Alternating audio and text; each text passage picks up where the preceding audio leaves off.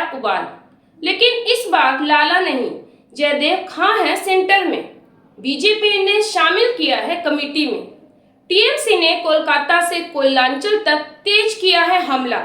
जारी की है अमित शाह संग की तस्वीरें। कोयलांचल में मुखर है टीएमसी एमएलए नरेंद्र चक्रवर्ती। जवाबी मोर्चा संभाला है भाजपा नेता जितेंद्र तिवारी ने। जान फंसी गई टीएमसी जिला अध्यक्ष नरेंद्र की।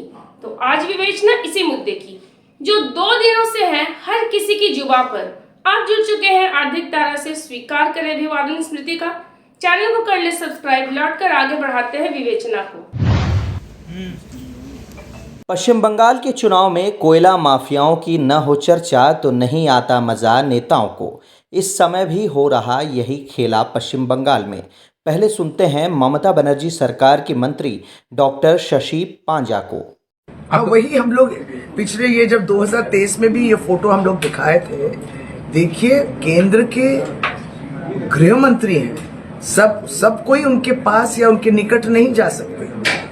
अमित शाह जी के पास एक प्रोटोकॉल है, तो एकदम ये प्रोटोकॉल की जांच होती है। तो अगर कोल माफिया जयदेव खान उन तक पहुंच रहे हैं, उनको रिसीव करके सम्मान दे रहे हैं, फूलों से स्वागत कर रहे हैं, तो जरूर बहुत ही एक ऐसे निकट संपर्क है। जैसे प्रहलाद जोशी के संग जो फोटो हम लोग दिखाए हैं, एक होटल में वहीं पे दुर्गापुर में वो बैठे हैं उनके साथ, अकेले एक फोटो है उनका, जयदेव खान और प्रहलाद जोशी। तब भी मंत्री थे वो केंद्र में, कोयला मंत्री, अभी पूर्व कोयला मंत्री थे और अभी पूर्व केंद्रीय मंत्री।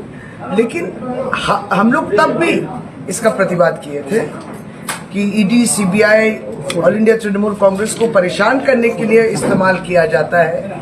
या तो जिन जिन राज्यों में अब बीजेपी सरकार है वहां तक सीबीआई, ईडी पहुंच जाती है, भिजवाया जाता है। लेकिन अगर कोई भाजपा का हो या भाजपा का सरकार हो, तब वहां सीबीआई, ईडी नहीं आती।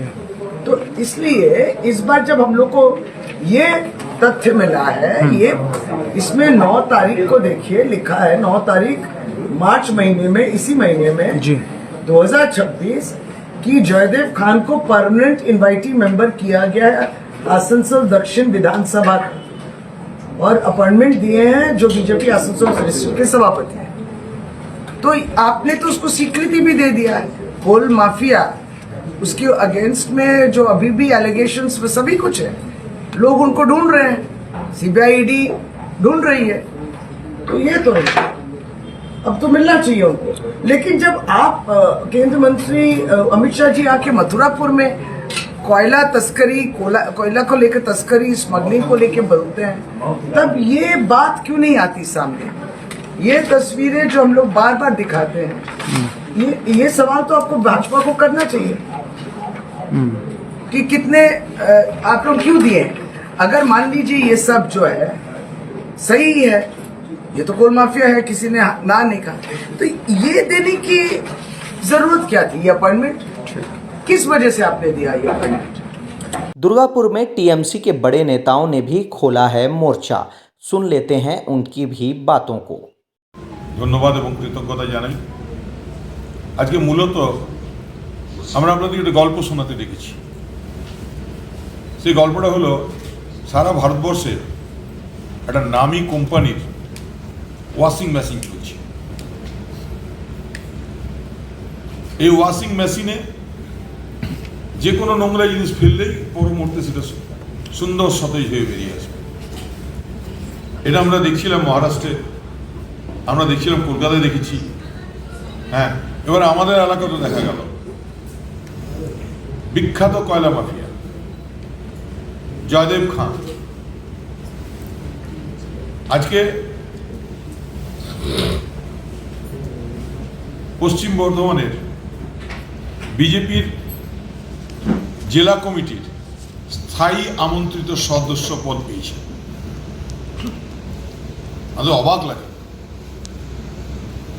যে মাননীয় স্বরাষ্ট্রমন্ত্রী অমিত শাহজি, তিনি কয়েকদিন আগে মথুরাপুরে একটি সভা করে অত্যন্ত জ্ঞানগর্ভ বক্তব্য রেখেছেন কয়লা মাফিয়াদের বিরুদ্ধে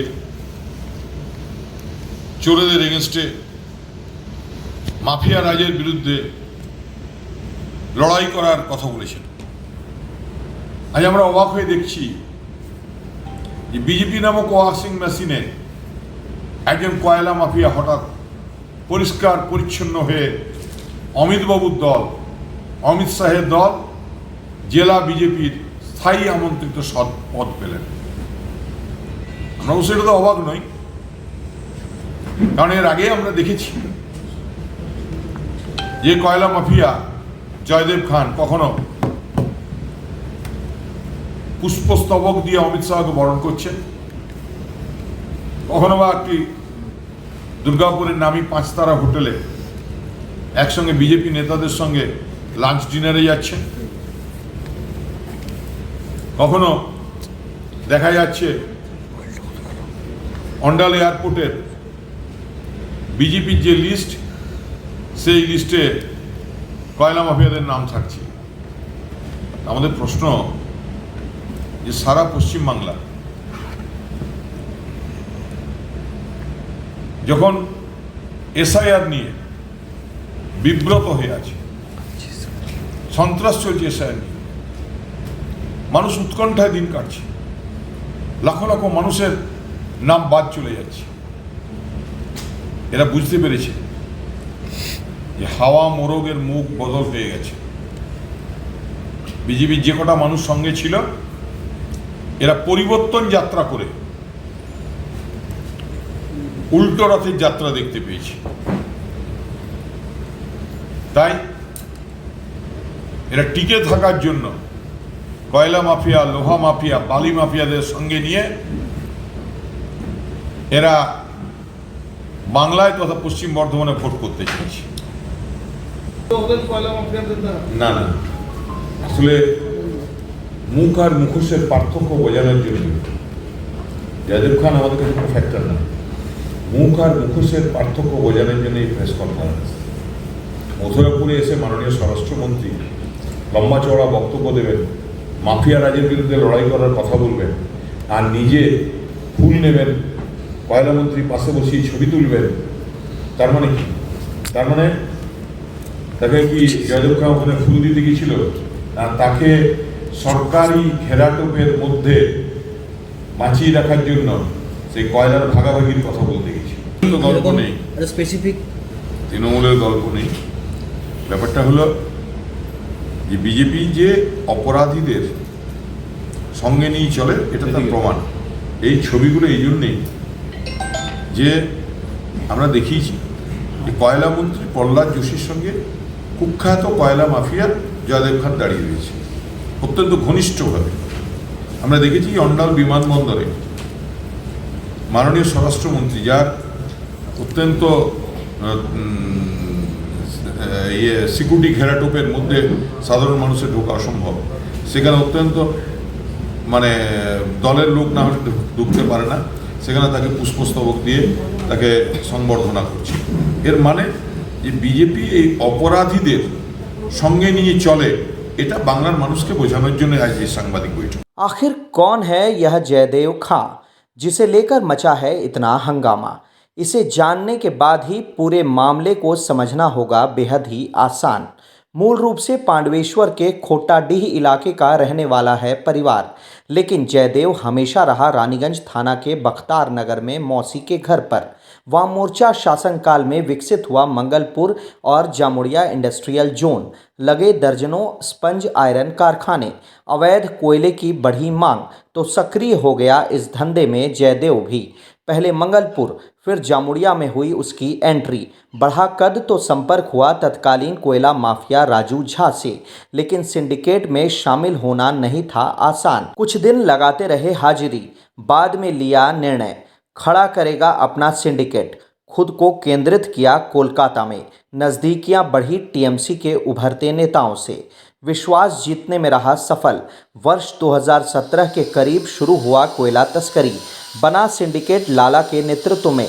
पॉलिटिकल मैनेजर रहा जयदेव, लेकिन सिंडिकेट को गच्चा देकर तस्करी कर दी 5000 से अधिक ट्रक कोयले की। बढ़ा टकराव तो अलग होना पड़ा सिंडिकेट से। इसके बाद नज़दीकियां बढ़ी भाजपा से।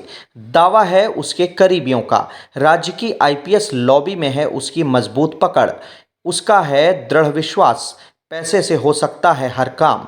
हाल ही में उसने विकसित की है रानीगंज में निजी रेल साइडिंग। वर्चुअल उद्घाटन किया था रेल मंत्री ने कोलकाता से। तृणमूल संरक्षित सिंडिकेट संचालक केके ने बनाया दबाव, तो सीधी चुनौती दे दी जयदेव ने। ईंट का जवाब मिलेगा पत्थर से। इसके बाद राजनीतिक गलियारे में गर्म हो गया यह मुद्दा। जयदेव की भी है मजबूरी, कोयला माफिया का बदलना है उसे टैग, तो एंट्री लेनी होगी भाजपा में। वर्षों से नेताओं के साथ रहा है संबंध, आ गया काम। कमेटी में स्थायी आमंत्रित सदस्य बनाया है आसनसोल जिलाध्यक्ष देवतनु भट्टाचार्य ने। नेशनलिस्ट कंजर्वेटिव पार्टी की नेत्री हैं रिया मुखर्जी। उन्होंने भी किया है सोशल मीडिया पर पोस्ट।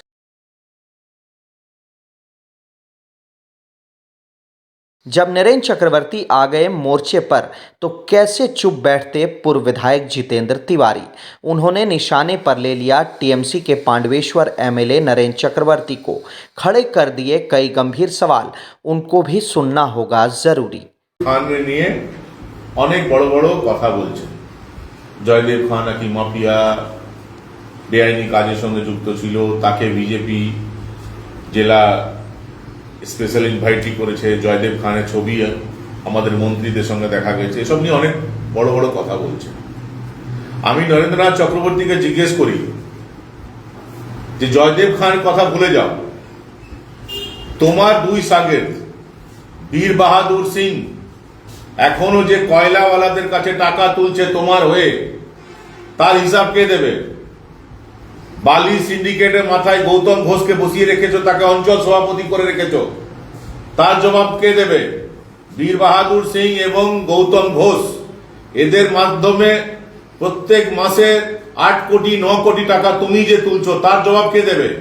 এবং এই শিল্পাঞ্চলের সবচেয়ে বড় মাফিয়া, সবচেয়ে বড় কয়লা মাফিয়া, সবচেয়ে বড় বালি মাফিয়ার নাম হলো নরেন্দ্রনাথ চক্রবর্তী। এবং তৃণমূল কংগ্রেস অন্যান্য নেতারা যারা তার আশেপাশে বসে আছেন তাদেরকে বলছি যে আপনারা এই প্রেস মিটে নরেনের সঙ্গে বসে থাকার আগে নিজের বিবেককে জিজ্ঞেস করুন যে এই অঞ্চলে সবচেয়ে বেশি বেআইনি কাজকর্মের সঙ্গে কে যুক্ত আছে। নরেন্দ্রনাথ চক্রবর্তীর মুখে এসব মানায়? সে জয়দেব খান নিয়ে বলবে? केंद्र में है बीजेपी सरकार, कोयला है केंद्र सरकार के अधीन, सुरक्षा के लिए है सीआईएसएफ, राज्य में है तृणमूल सरकार, सुरक्षा की जिम्मेवारी राज्य पुलिस की, कोयला तस्करी के लिए दोनों का संरक्षण है जरूरी। तो रिश्ता बनता ही है दोनों पार्टियों के नेताओं से। चुनावी माहौल है तो चल रहा है आरोप प्रत्यारोप। क्या होगा इसका इम्पैक्ट, करना होगा इंतजार। इस वीडियो में इतना ही। बने रहे हर अपडेट के लिए आर्थिक धारा के साथ, क्योंकि हम जुड़े हैं अपनी माटी अपनी थाती से। नमस्कार।